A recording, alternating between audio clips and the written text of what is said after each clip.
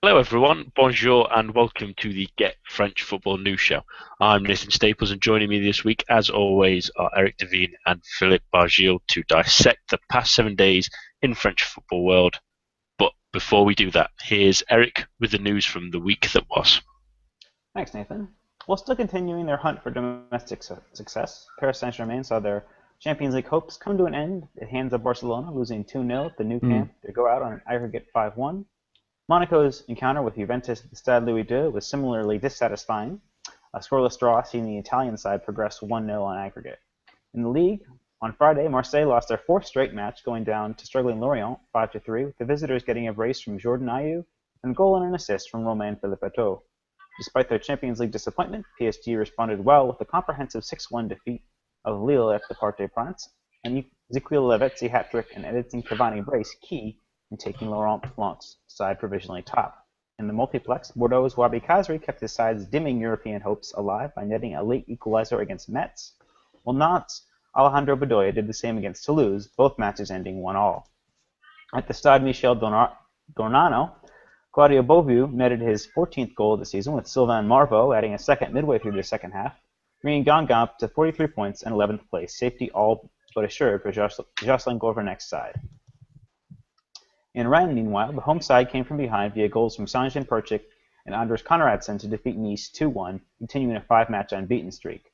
The big result, however, was in Annecy, as Francois Camaneau's brace gave Bastia a vital win and consigned hosts Evian to 18th place. On Sunday's early match, Montpellier had the opportunities, but Saint-Etienne had the results, with informed Max-Alain Gradel's goal on 20 minutes proving the difference as Les Verts continued to chase Monaco for Champions League qualification. Monaco, however, responded in kind, defeating Lens 3-0, with each of their dynamic young front three netting, as Anthony Martial, Yannick Ferreira Carrasco, and Bernardo Silva all found the net, leaving the home side all but mathematically relegated. In the weekend's final match, an effervescent Lyon defeated host Rennes 4-2 in a game marred by sloppy defending and a pair of own goals. In other news, Evian striker Nicky Billy Nielsen was given a 60-day suspended jail sentence and 80 hours of community service for budding a police officer in Copenhagen last year. Will Lyon again find themselves facing sanctions from the FFP after a supporters group leader called Les Verts parasites over the public address system of the Gironde during last week's derby. In injury news, PSG keeper Salvatore Sirigu departed early in his side's match against Lille with an ankle injury, with no timetable yet set for his return. Likewise for Serge Aurier, who was forced off late in the first half.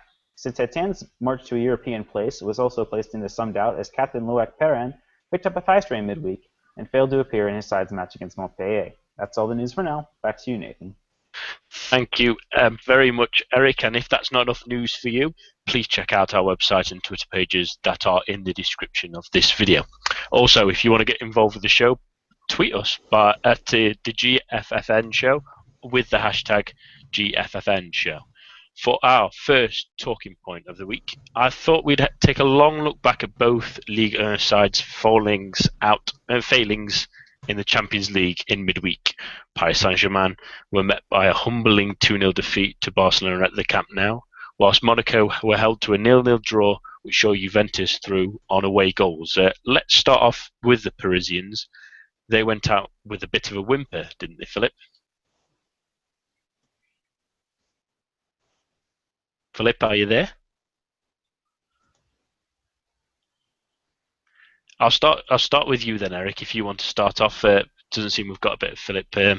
How did you think the Parisians fared? Well, I think that they were already beaten before they took the field. The 3 goals in the Camp Nou which is the number they needed to win, 2 to take it to extra time. It wasn't going to happen. And I think that we saw, obviously, with the performance that PSG put in on Saturday in the early match, that their minds are already on the league, and this was, just the luck of the draw. I think that, had PSG had their first choice 11 available for the home leg, with the absences of Verratti, Ibrahimovic, and Mora having recently returned from injury, that this would have been a sorry, just to interrupt you there, Eric. We can hear you again, Philip, if you want to jump in at any point. Eric, carry on. We had seen a side that we had seen a side that maybe were taken a little bit out of their stride by that result, and perhaps were willing to dial it down a little bit and not necessarily not give it their all, but perhaps concede defeat to a Barcelona side who are going to be hard to defeat even at full strength. Yeah, and I thought it was a bit of a shambles of a sort of a performance as well. Philip, what was your take on it? If you can hear us. No, I still think we've lost Philip there. Hello. Can you hear us, Philip? Seems we're having a bit of a technical issue at the moment. Might have to try and start this again, but yeah, we can hear you, Philip. It is unusual that we've lost a bit, but Eric will continue regardless. Seeing where we are, it's tough to gauge their progress, isn't it, Eric?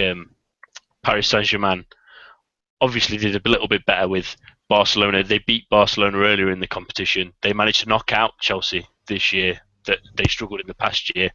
Has that arguably meant they've had a better Champions League season? I know there's a lot expected of them. I think so, yeah. I mean, as I mentioned, with injuries and suspensions and the draw, I mean, Chelsea and Barcelona are never going to be easy opponents in any respect. But I think that we saw a more cohesive PSG in the Champions League this year, particularly in that performance against Chelsea at Stamford Bridge. I think that, particularly with Pastore coming on and proving he can play as part of this system, as part of this 4-3-3, which he struggled with to a large degree last year. And the continuing development of Mora, I think this is a team that's really proved that were it not for some mitigating factors against Barcelona, they would have been more than enough opposition for them or any other side. It really is too bad that things conspired to fall together the way that they did in this particular tie, but I think that we have to give Blanc and the team in general the benefit of the doubt. They looked like a more complete European team this year rather than the sort of glass half full type of aggregation of stars that we'd seen in previous years. There was generally a lot more focus, particularly over those two legs against Chelsea. Again, the suspensions and injuries were going to be too much to overcome. Barcelona are more than PSG's match, even at full strength. And with so many key players missing, it just wasn't going to come off. You make a good point, Eric. I think, Philip, are you back with us now? Yes. So excellent. Technical difficulties. Yeah, that's not a problem. Do you want to jump in then? How do you assess Paris Saint-Germain's Champions League this past season? I don't see this as much of a progress, unfortunately. I mean, there have been very poor circumstances with the injuries and the suspensions. So Ibrahimovic, Verratti, Thiago Motta, Thiago Silva had a lot of problems. But I think some of the blame has to go to the squad in itself, which is not that big for that big a budget, because the budget is quite big, but the squad is not it's not like they can put a substitute whenever a key player is out. I mean, if Ibrahimovic is injured, they have to switch Cavani to a centre forward role because obviously they can't have him on the bench, and that changes everything. They did suffer from not having a confirmed starting 11, and when this starting 11 started to when some of the players started to have a couple of injuries and suspensions, it just didn't go well. And the other point is that Barcelona were just absolutely superb in the first leg, and not particularly in the second one. I mean, we didn't really see Barcelona play breathtaking football. I mean, most of the people I watched the game with were adamant that Iniesta went through PSG's midfield far too easily, and then he gave the ball to Neymar, who went past David Luiz far too easy as well, rounded Sirigu, and then scored in the empty net. I mean, and it wasn't really vintage Barcelona. It was just they just played their own game.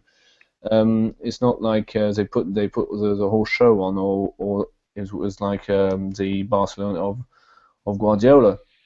And this is the worst part, really, is that PSG just were far away from Barcelona's level, and there will be questions asked about the players, about Blanc, about having a sport director of football, about who's going to come to fix to improve that, because it is they are where they want to be now.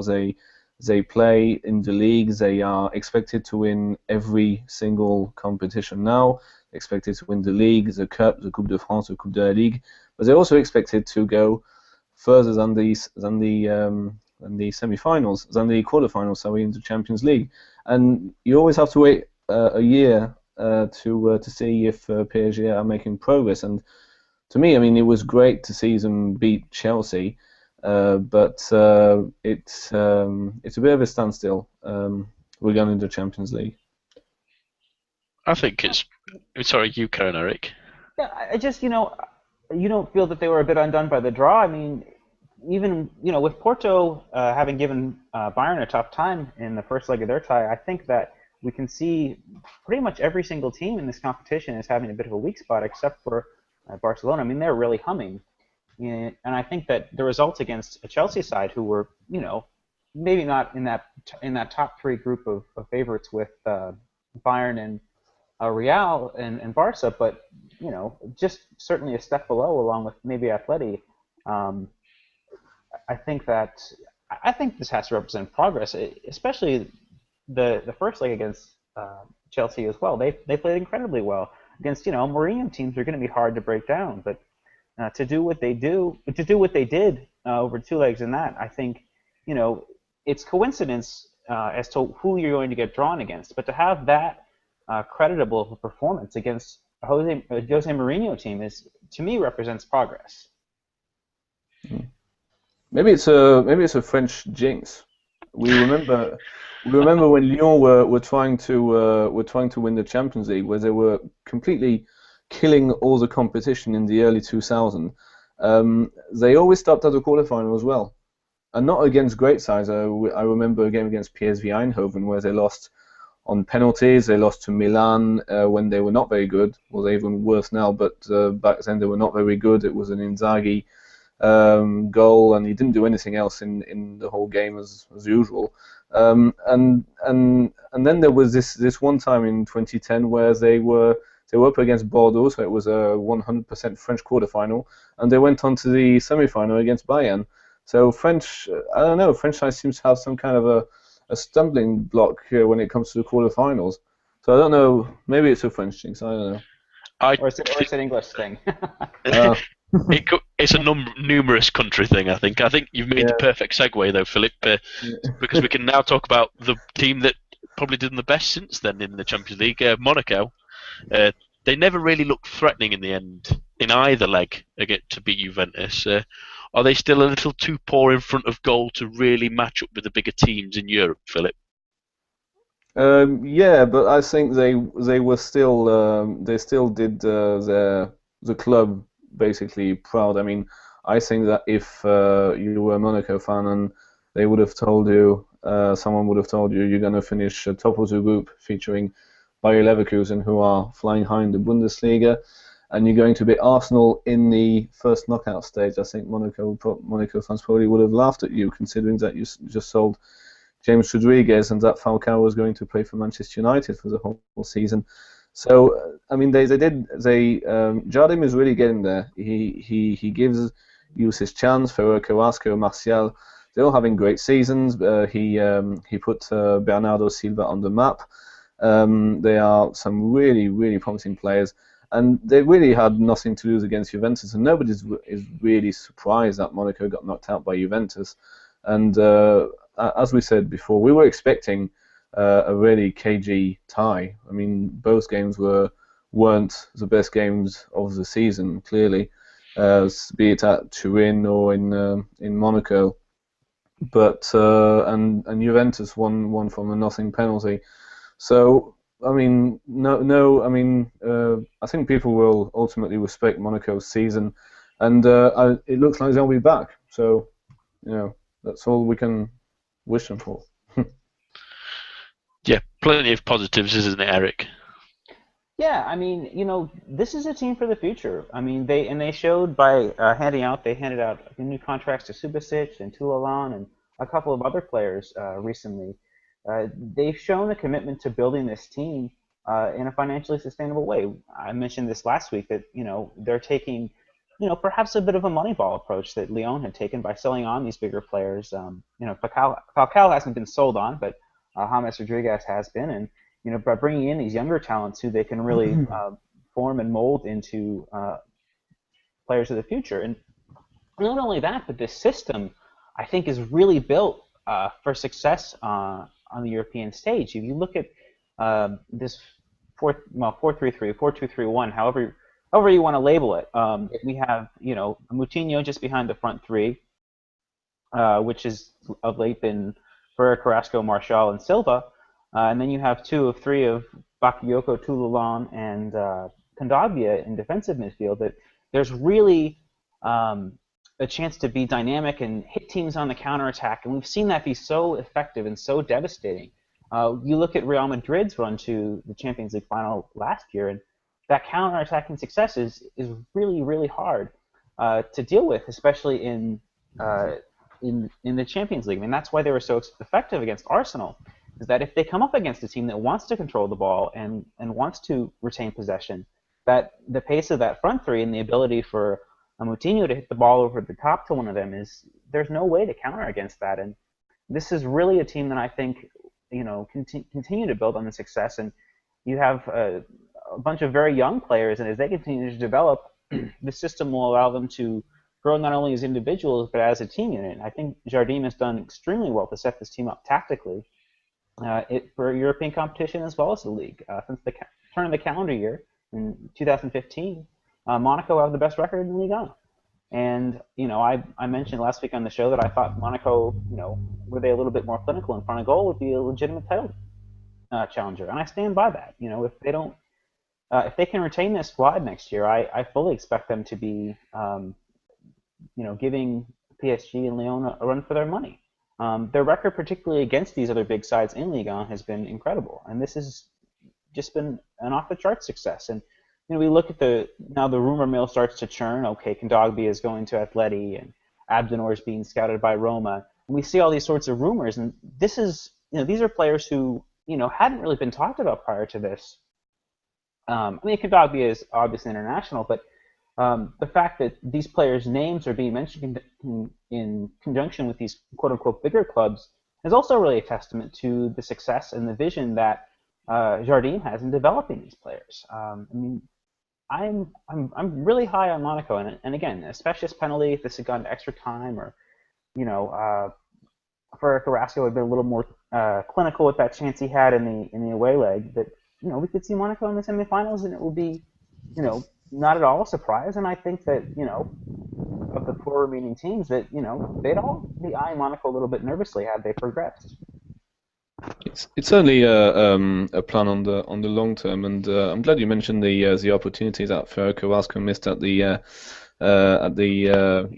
first leg, because with time, I think that if you give him a few years, that type of chance in a Champions League quarterfinal first leg, he'll put those away. It probably was a fact. It was against Buffon. It was a big occasion, but if you keep those together, they're really. First of all, I think they'll challenge PSG next season for the title. And second of all, they'll continue to do well in the Champions League, which is really what we want. I mean, we do after all want French clubs to do well in the Champions League and the Europa League. It's a great plan, honestly, and kudos to everyone involved, because it really wasn't going well when it started, when we saw Rodriguez go, Falcao going on loan to Manchester United. So it turns out he's not having a really good time. And they stuck by it. Jardim got a hell of a lot of criticism for being too negative by the French media.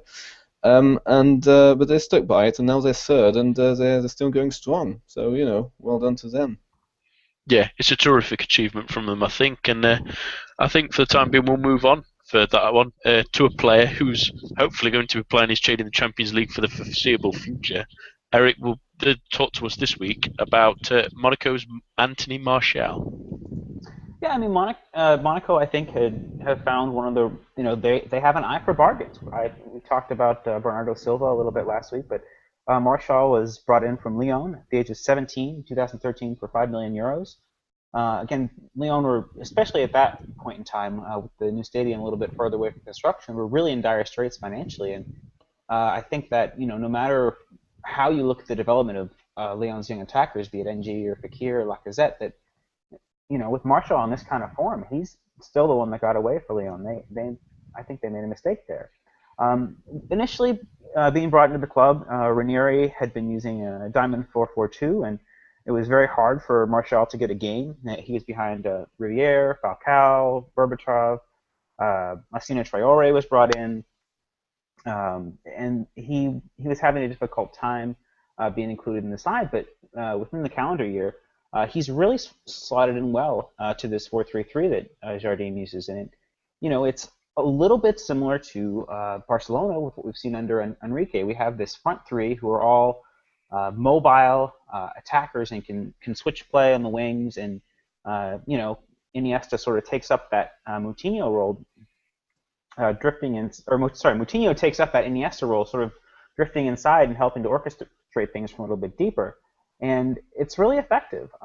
It's not ever going to be a beautiful possession-based game, but these players work really well together tactically, and Martial is key to that. I mean, he's got just the right balance of speed and strength and dribbling ability to make himself a deserved focal point. And we can talk about other players who sort of have started out as maybe these winger/strikers, not really have a firm position. They don't fill that role of the number 9, someone like a Thierry Henry or an Alexandre Lacazette. And I think that Martial is perhaps the next to come along in this sort of progression of these French players who don't fit the mold of a traditional number 9, but are still down to their ability with the ball at their feet to create their own shot, but also to hold players off. They don't need the perfect pass to be able to bang in the goals. And Martial scored 7 goals in his last 8 matches, and he can continue that sort of form next year and be a 20-goal a season scorer. I mean, his emergence and that of Silva really are going to be key for Monaco next year. There's some knocks on him. He doesn't have the best first touch all the time. He definitely, especially, has butted heads with Jardim a bit this season for his lack of a willingness to dig in and track back, something which is really important to Jardim within his systems. But I think in the last couple of months we've seen Jardim perhaps relent a little bit on that, seeing Martial's obvious talent. And as we mentioned a little bit earlier, he's 19 years old, and he doesn't have the big game experience, if you will, as of yet, to really shine on that stage. We saw him start and get an assist against Arsenal, but he was a little bit less than his best against Juventus, and I think perhaps the weight of the occasion had overwhelmed him a little bit. But again, he's 19. I see no reason why he can't become. Thierry Henry is one of the best strikers France has ever produced. I mean, I think that that remains to be seen, but there's no reason he can't grow into a player along the lines of Alexandre Lacazette and be a 20-25 goal a game or a goal a season scorer within Ligue 1. Well, I think you're making an interesting comparison there to Thierry Henry and Alexandre Lacazette. How far do you think he can go? Is he a future international? Oh, I mean, I think without a doubt. I mean, if you could look ahead to maybe the World Cup in 2018 or the European Championships in 2020. I mean, talk about a potential front three of Griezmann, Lacazette, and Martial. That would be devastating. And Nabil Fekir behind them, and that's an offense that's going to be difficult to track for anybody, especially considering they all, I believe, have potential for growth. Yeah, and that that lineup sounds frightening, very frightening. Just imagining it gives me the shivers if they have to play England. Now we move on to the game of the weekend, really. We had a right barnstorm at the Stade Velodrome as Lorient beat Marseille 5-3. It condemns OM to their fourth straight defeat. They now sit in fifth position. Is there any way back to the Champions League positions for Marseille, Philip? I would have to say to say no. You mentioned the game of the weekend. There have been so many great games this weekend. So Yeah. eight goals at the Velodrome on the Friday evening. So that's a great advert for French football. And it was quickly followed by PSG lead was 6-1, and on Sunday evening you had Reims versus Lyon. Lyon winning 4-2. Yeah, we've been really spoiled in terms of goals and excitement and really attacking intent. And yeah, Lorient were not in a good position. They were in a relegation spot. But Lorient are just this kind of side that just go to big stadiums to face big teams, whereas the away crowd doesn't always come to the other side of the country to support them. But the players just play their own game, and it actually quite worked quite well. Ripoll, sorry, had a good game plan. I mean, he knew Marseille were not doing too well. He knew they were out of form. He knew that the defending has not been very good. That the players are tired. That the system Bielsa is using, and there are many of them, is not working. And so I mean, you don't usually see Marseille concede 5 goals at the Velodrome. I mean, even when things are not going too well, and you can just tell. I mean, Lorient were just mentally more prepared. I mean, Marseille were 2-0 down. They pegged it back to 2-2. Then it was 3-2 to Lorient. They pegged it back to 3-3. But Lorient still went going and scored those two late goals to gain 3 massive points for the Baton not to finish 18th. And you know, it worked. And for Marseille, it just keeps getting worse and worse. And we mentioned Monaco before. There's also Saint-Etienne who won against Montpellier 1-0, and I just don't see them competing against those two. And if anything, I can actually see Bordeaux dislodging Marseille of fifth. Well, Eric, what do you think of Marseille's performance on Friday? You know, obviously they're not going to be happy with the loss, but I will give them a bit of credit for fighting back, having gone down 2 goals so early in what was a must-win match. They showed credit to come back in the way that they did. You know, Batshuayi doing his usual instantly scoring act to bring them level at 3-3. So credit Marseille for fighting back, but the fixture list is not kind to Marseille, especially compared to Saint-Etienne's fixture list. So Saint-Etienne played Montpellier and got a much-needed win. But the rest of Saint-Etienne's fixtures are against teams in the bottom half, whereas Marseille still have Monaco to play week 36, and they also have to go away to Lille. And neither of those matches are going to be easy, despite Lille having been beaten so comprehensively by PSG. We know that René Girard has set this team up to be as defensively sound as any side in the league, and the same for Monaco. For Marseille to hope to get 3 points, they really have to win all their matches, being 5 back of Monaco at this point in time. And I just don't see that happening. Even with the victory over Monaco, there's still just too much to climb over for them. So again, credit them for the fight back. I think that they just weren't really set up tactically to deal with Lorient, who are motivated. I mean, you look at these players, Jordan Ayew, there's no way he's not going to be motivated. I mean, he's been discarded by the Marseille hierarchy, and of course he's going to want to be at the top of his game to show the club what they let go.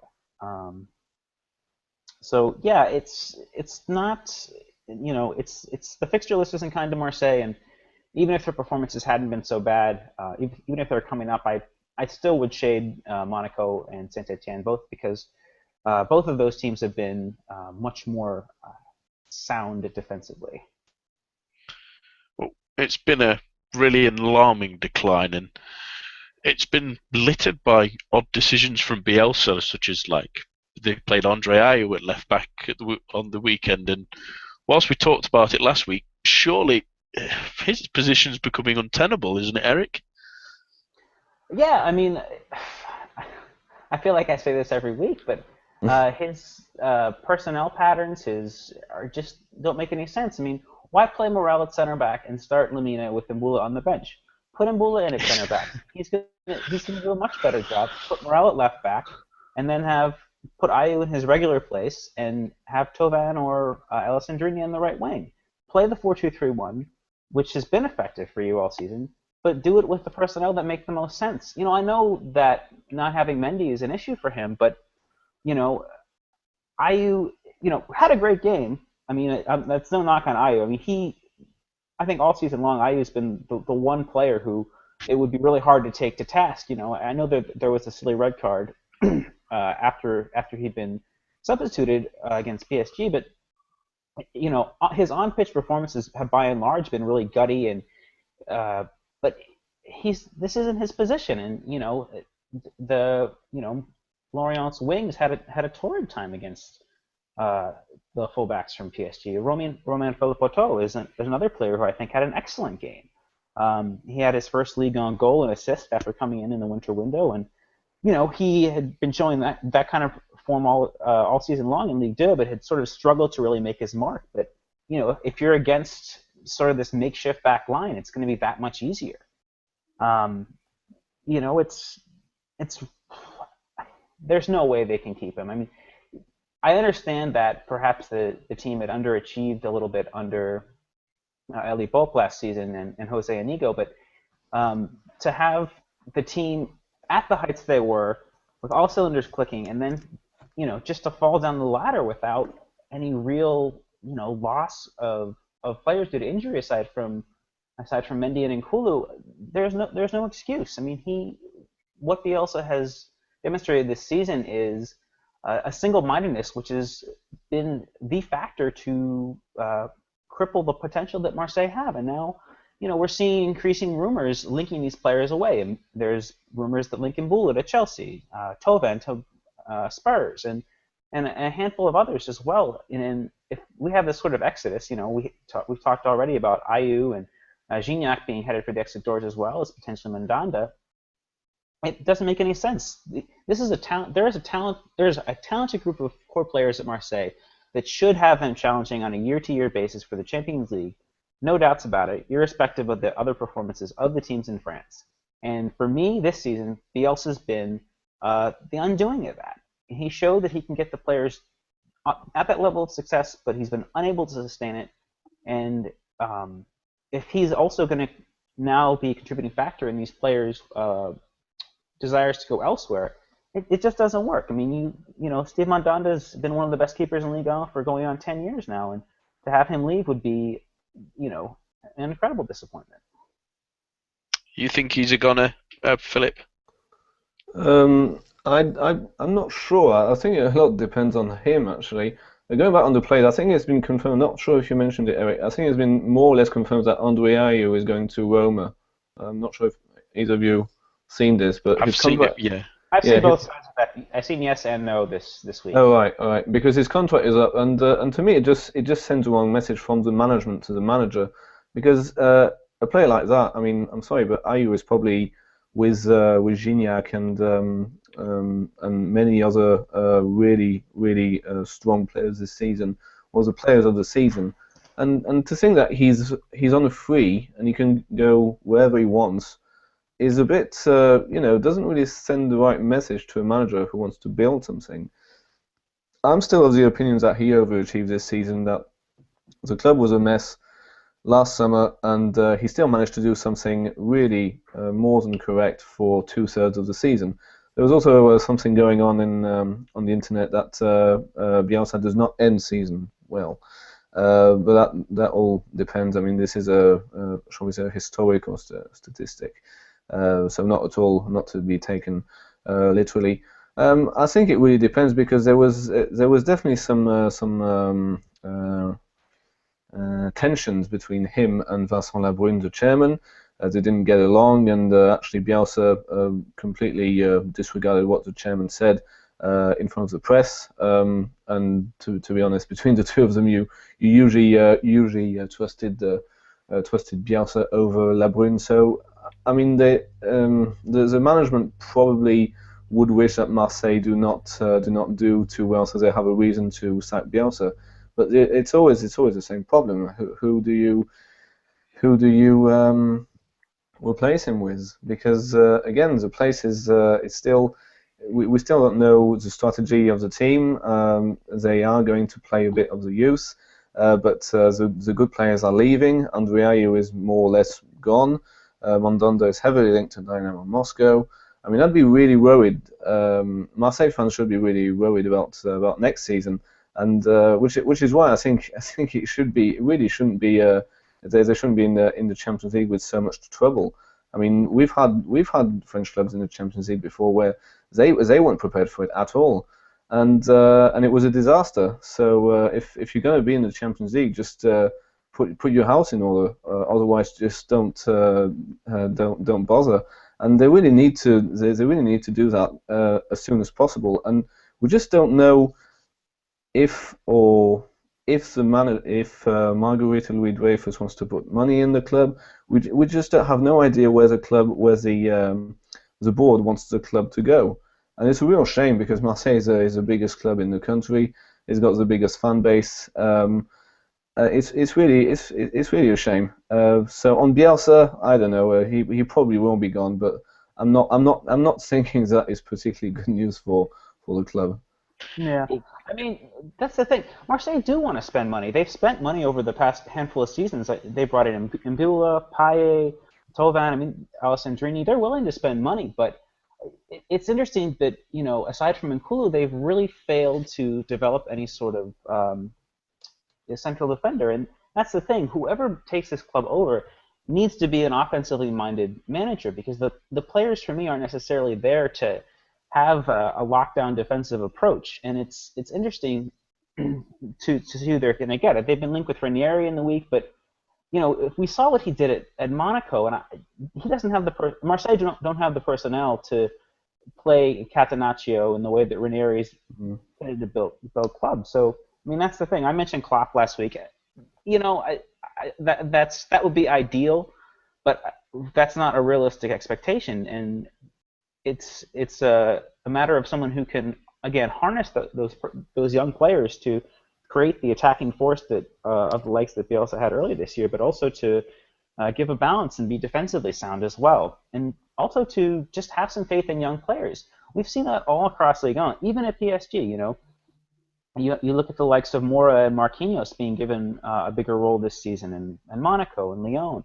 That's the formula for success in this league, but Bielsa just doesn't seem to have the wherewithal to do that. I mean, even continuing to bring Batshuayi off the bench, to say nothing of his treatment of Aloué and Doria in central defense. So that's the issue. He's been trying to jigsaw fullbacks into center back positions when he's got two, center backs of some regard in Aloué and Doria available to him, but he's not even wanted to give them a look in. Even when Aloué's played, he's seeming to have done well, but he can't get a game anymore. It's just yes, just strange. You just talking about Ranieri. I mean, you really have to have confidence in what you're doing if you're going to be Marseille manager, because the pressure is so intense from the fans, from the place. I mean, the place really breathes football. It's probably, with Saint-Etienne, the only place in France where it's 100% football. And I don't see, Ranieri has just gone back from being Greece manager, where he lost to the Faroe Islands, and I just don't see that type of guy being confident enough to install his Catenaccio style. And I really don't think it would be a good idea. But then again, who's available? That's the issue, yeah. Yeah, that's a big problem. it's going to be an interesting summer, I think, for Marseille. And quickly to say to Lorient, well done for them. That's a massive result as well. So we'll move on now. Brace yourself, Paris Saint-Germain fans. Philip's special report this week is on the club's current squad and what needs to be done this summer. Yes, after the Champions League exit on Tuesday, there were a lot of reports about which player has to go, which player is good enough to stay. And here's my take on many of them. I'll keep this quite short. I'm probably not going to do 10 minutes on each player. I'll probably, so a line by line. So first of all, the goalkeeper, Salvatore Sirigu. I don't. People really see that first goal he conceded against Suarez in the first leg at the Parc des Princes as a blooper. I mean, it was a soft goal to concede, and it was a big occasion. But people are actually really judging Sirigu's whole season on this mistake. Whereas if you see Sirigu for PSG in the league in lesser games, I mean, we've seen his stop against Nice, which was sensational. We didn't see him too much on Saturday, I'm afraid, because he left after half an hour. But Sirigu is still a really able player, and I think he's having a decent season. And people are really criticizing him for this one goal. I think it's unfair on him. And what I really don't agree with is the replacements. I've heard Petr Cech, who to me is 32, and I think Sirigu is a much better bet for the future. But the other what's the word? Alternative would be Hugo Lloris from Tottenham. Now that would be really interesting because Hugo Lloris is a bit sick of not playing Champions League football or playing Europa League football with Spurs, and I've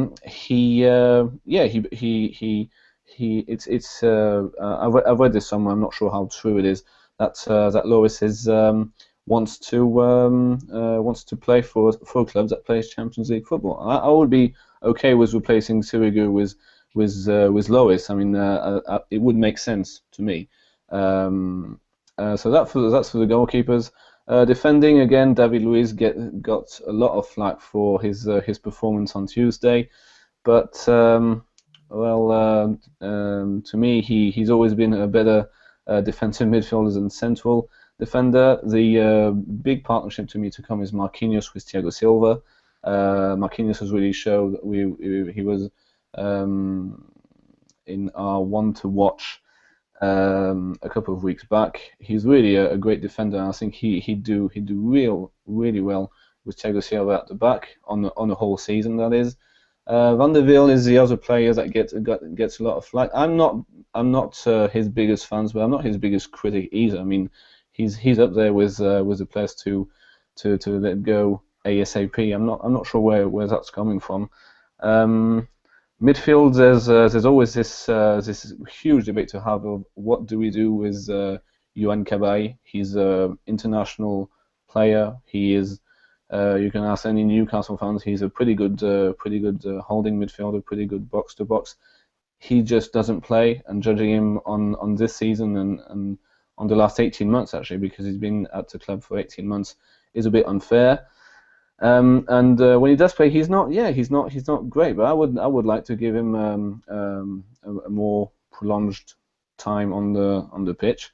The rest, I mean, Matuidi and Verratti are definitely ones to stay. They are just really solid players, and I think you have to pay a lot of money in transfer fees and wages to take them away from Paris Saint-Germain. And then you've got the South American duo Lavezzi and Cavani, which most PSG fans want to sell. Even after Saturday's rout of Lille, where Lavezzi scored a hat-trick and Cavani scored 2 goals, I would still agree with most of them. I mean, they haven't been really very good. I mean, Cavani is a bit like Cabaye. He was a fantastic player. He was a fantastic player when he was actually playing with Lavezzi at Napoli. Sorry. And he just could not play in his natural position at Paris Saint-Germain. And when he did, he wasn't very good. So maybe it was a pressure of not having enough time on the pitch, just like Cabaye. And Lavezzi has just said time and time again that he wants to return to Italy. So I think well, the club will just shake hands and leave as good friends. And finally, we've got last but not least Ibrahimovic. Ibrahimovic, who has not been playing well this season, and has 1 year left on his contract. I'm pretty sure that he'll still be at the club, but next season he's got 1 year left on his contract, and I think the club should be really careful not to extend that contract, because it's really starting to look. He doesn't look really interested most of the time, and it really looks like he's like this experience of his at Paris Saint-Germain is his last big fat check, if you will. So yeah, those are basically my views on the current squad and what to do with it. There's also the really massive decision: do PSG keep Blanc, or do they get someone else? Again, who? Klopp could be mentioned, and other managers could be mentioned. Again, there's not a lot to choose from there. We remember when Ancelotti left Paris Saint-Germain for Real Madrid. PSG actually Blanc was probably PSG's fourth choice as a manager, but he ended doing a pretty good job. I think he's doing a pretty good job with what he has, and of course, getting a director of football. Leonardo did unveil Marco Verratti and Salvatore Sirigu, who were great players, but since then we bought PSG bought David Luiz for 50 million, and it just looks predictable and not again lack of strategy on this front. So that was basically my thoughts. It's an interesting take, and we ought to mention a Paris Saint-Germain team that can advance in the Champions League. The women's side knocked out VfL Wolfsburg in the semi-finals to reach the final. So there's a final in May for them, and hopefully. And from someone who's living in the country, I can tell you that the is going to be on public television, something that has never happened before. Well, it probably is because there's a French side involved, but that's really quite a big thing. I mean, we never really get youth football or women's football on television, but this will be on public television, like the number 1 or number 2 channel. So everybody could see Paris Saint-Germain beat Frankfurt. That'll be good. It's even better news that we know it's on public TV. And just to add to our discussion earlier, I've just been informed about Andre Ayew in the last day. He said he's not officially going to Roma, but it's believed that that's the best offer on the table for him at the moment. He said, "Despite what I am reading and hearing, I have not made any decision regarding my future just yet." We will move on though, and to our next talking point, which is about another team. It seems every week falling into the bottom 3. Our new 18th place side is Evian. They've been pretty much perennial strugglers since they were promoted back in 2011, and they're down there again. Is this finally the year that they fall out of League One, Eric? You know, it's hard to say. The hallmark of their season so far has been getting 3 points against the teams below them. You know, against the Lens, the Metzes, the Lorients. But there aren't any of those fixtures left on their remaining matches. They have Lyon, they have Saint-Etienne. I mean, both those teams are going to be chomping at the bit to get maximum points, chasing Champions League qualification and the title. They also have Reims and Caen on the last day of the season. That could be huge. I really think that if Evian want to stay up, that's their best chance for 3 points, and they've got to hope that Caen are on the beach at that point. I think, though, there might be enough magic left. I think Reims at this point are still the favorite for relegation for me. If Evian can get all 3 points in that match, then that's probably the difference. That's for me the biggest fixture left in terms of relegation. Philip, what do you think about Evian's chances? Well, they're as good as Reims' chances, Lorient's chances, Caen's chances, Toulouse's chances, and Baptist's chances. 37 points. Again, I'm saying this I sound like a broken record here, but 37 points with 4 games to go is absolutely massive. They are 7 points clear of Metz, so The silver lining is that they'll won't finish in the bottom two. Just to note that Lens are almost mathematically relegated, so they're 12 points behind with 12 points to go. It's just going to be again a really interesting battle. I did not say who I thought would be relegated. I would probably say it would be between Evian and Caen. Caen have had a wonderful start to 2015, really, really good. They won at Marseille, and they just I don't know. It's now been what 3 defeats in a row, and it's not just it's like the fire has gone from the squad, and now they're just a point from the drop. I mean, again, it's extremely tight. You've got Evian and over a point. More than Evian, you've got Caen, Lorient, and Reims. Then you've got Toulouse. Then you've got Bastia and Nice, who are a good side. I mean, they don't lose that often, and they're only 4 points clear of Evian. So my bet would be between Evian and Caen. But this could change next weekend. It'll probably change within the week, knowing we did say Lorient last weekend, and look what they did.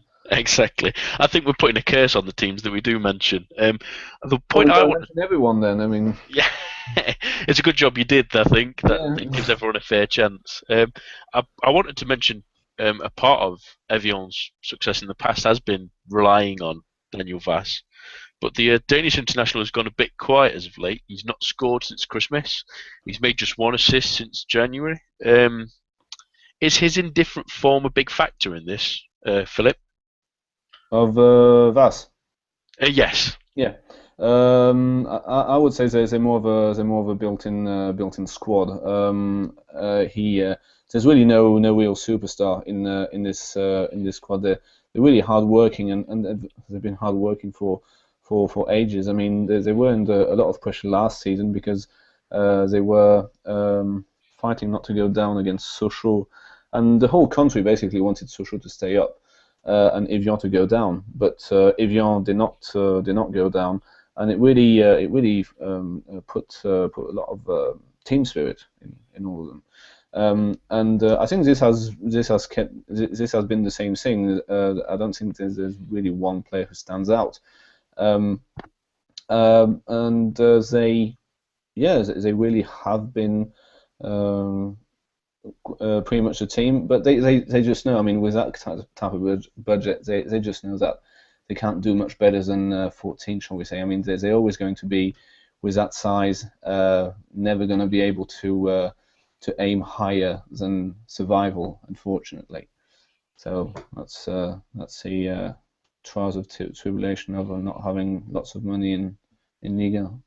Yeah, I mean, for me, Was hasn't had the best of seasons, but the other thing we have to look at is that, we can compare him to a player like Boudebouz at Bastia, and how much can you continue to motivate yourself if you are a player of a certain level of attacking talent on a team that's not going anywhere? And that's the same thing we've seen with Boudebouz, who has been very highly touted, but really has sort of been oftentimes asleep this year at Bastia.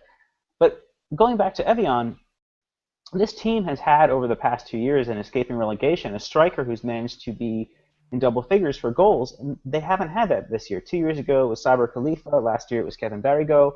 Both those players are gone. They brought Duhamel in on loan from Caen, but he's been injured, but also when fit. He played yesterday, he played on Saturday. He's failed to fulfill that role either, and I think it's more down to a lack of succession in terms of their transfer strategy, to not have a striker that can be that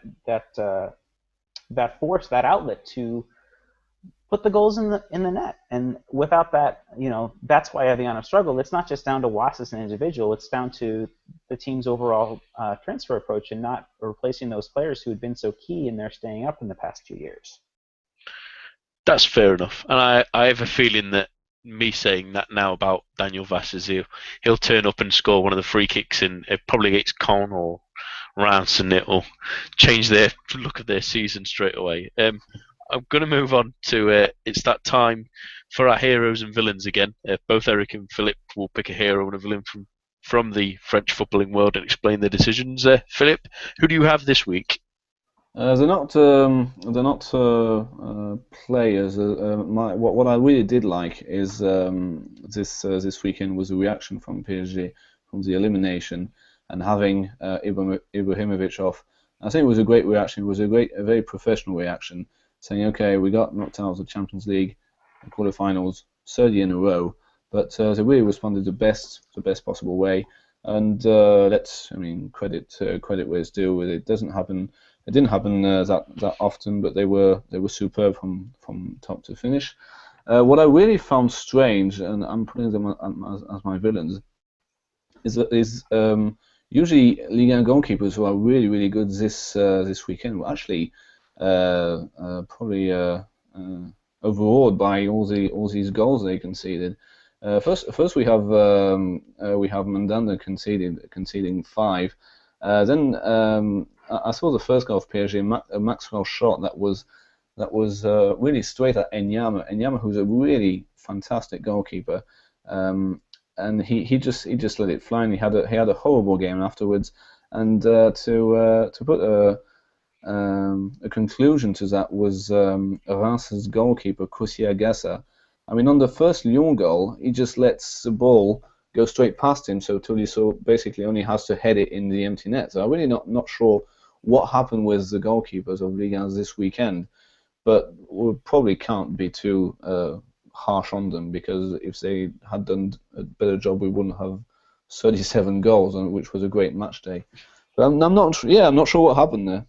Yeah, it does seem like a strange weekend for keepers, but we're all the better for it, I think. Eric, what do you think to that? What are your choices this week? Yeah, I think Jordan Ayew and Romain Philippe Otto are my co-heroes. I think that they both showed tremendous fortitude to play the way that they did against Marseille. Ayew, again, as I mentioned, wanting to have revenge on his former side, and Philippe Otto, I think, finally showing the tricks that he can bring to the table that were expected of him upon his arrival in the winter. For my villain, I have Wahbi Khazri. Nothing against Bordeaux, but I think it would be a great story. It would have been a great story for Metz with their tradition to stay up and go on this heroic late season run. But Khazri with the equalizer there, I think, has finally put the final nail in the coffin for Metz for me. It's not impossible, but 8 points from safety with 5 matches to play, one of them against PSG, is all but impossible. A very interesting villain to ruin the poetic story, and I agree with on Jordan Ayew. What a fantastic second goal he scored in that game. Excellent stuff. Our fucking point this week looks at that precarious third place position that we've been talking about this week, and the teams involved. Monaco currently sitting third, Saint-Etienne are in great form, and whilst they're slipping, Marseille is still in and around. So who do you think will take that third place spot come the end of the season, Philip? I think and I hope it will be Monaco for the reasons we mentioned. So the strategy, the business plan, selling your best players and still being third with 4 games to go. And they do have to play at Marseille, and we actually, honestly, I really do hope that they are. It's a competitive game with both teams really wanting to win. But again, it's really not what happens on the pitch. I mean, what we really don't want to see again is Lille versus Porto, which we had in August, where Porto really had no problem eliminating Lille. So Monaco are, if they do finish third, they have the experience of playing the Champions League this season and doing reasonably well, going quite fine in the Champions League. And I can see them going up against a team that are currently fourth, like Manchester United, and not thinking that they are out of the tie before a ball has even been kicked.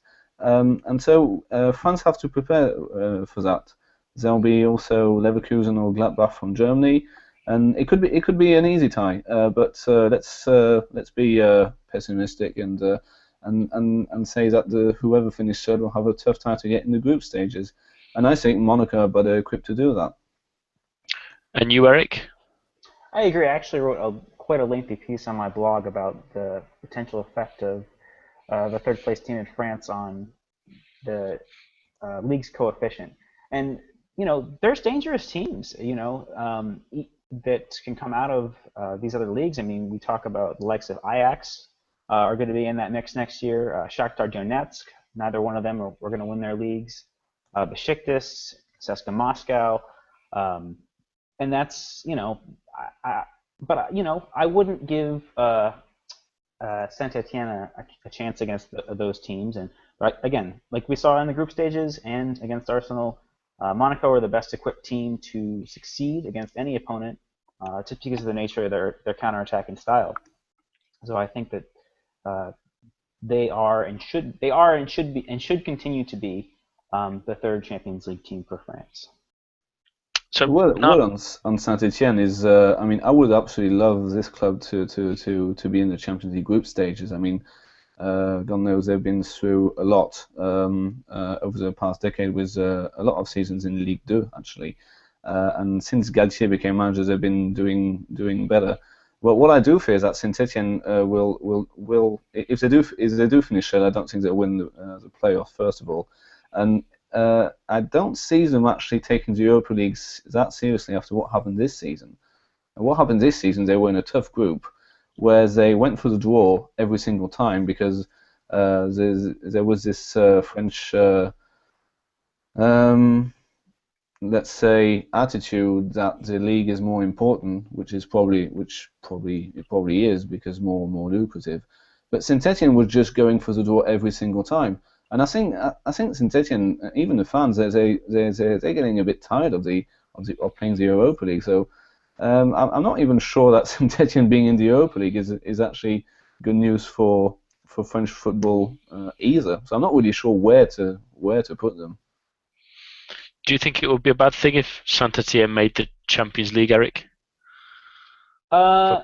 Yes, they don't have what it takes to beat a seeded opponent in the playoff round, or maybe even in the third round, depending on who they have.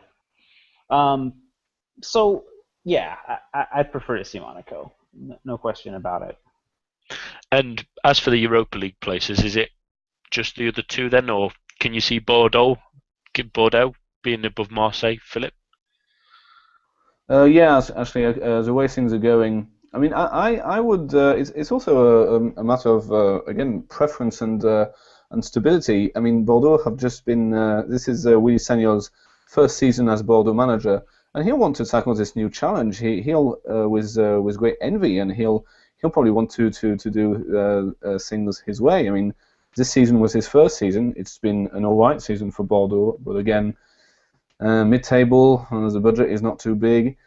But they're still sixth. They're just 2 points behind Marseille, and I think they'll be more better equipped to be in the group stages and go a bit far. So it would be nice for Sagnol to have a crack at it. Whereas Marseille, I don't know. Again, we just don't know what's going to happen. I mean, maybe something amazing is going to happen next week, and that will change absolutely everything. So we just don't know.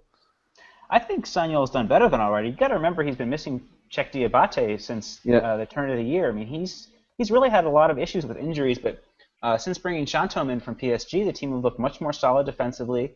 And to bring Diabate back into that next year, I think absolutely. I'd love to see Bordeaux in the Europa League. Yeah, it's been so long as well. Yeah, and do the fans will be pleased, honestly. Bordeaux were in the Europa League 2 seasons ago. They went out to Newcastle in the round of 16, I want to say. Yeah, probably. It does ring a bell. I mean, do we think if Marseille were to make the Europa League, they might see it as a bit of a pointless exercise on their account? Or definitely for me. I mean, yeah, definitely. They want Champions League as usual. They want Champions League football. But again, if they're really entering a crisis period, and when I say period, I may mean more than one season or one summer, so it could be 2 to 3 seasons. Playing 2 games a week is really not a good way to to go if you're in a crisis and the manager is not respected. That there's problems at board level, players want to leave, and so on and so forth. So, and I don't see that happening at Bordeaux. No, true. And it seems like the incentive that they've put in to qualify for the Champions League hasn't quite worked as they'd hoped. Well, we won't have to wait long, as you're worrying, Philip, for those answers to all those questions we've had this week. That's all from us. We've run a little bit over time, but my thanks to Eric and Philip and to all of you listening at home. Thank you for joining us, and we shall be back next week for another of your French football fixes. Good night, everyone.